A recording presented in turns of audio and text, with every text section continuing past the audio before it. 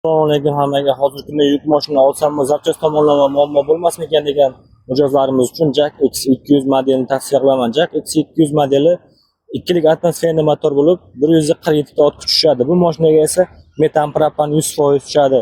Xohlaysiz metan qo'ying, xohlang propan, motor hech qanaqa отказ qilmaydi. Xo'p, balonlari 15 razmerda bo'ladi. Oldi baloni, orqa balonlar esa 13 qo'sh balon bo'ladi. Yuk ko'tarishi esa 1 tonna 845 kilogramm bo'ladi. Mashinamiz hozir sotuvda tayyor holatda.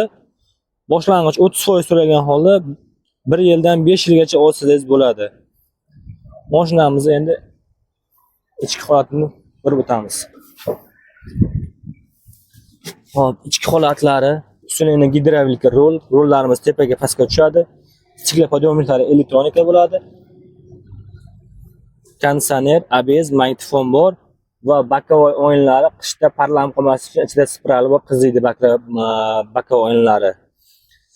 5 talik korobka, pastakanchiklari bor. Maksimal tezligi 160.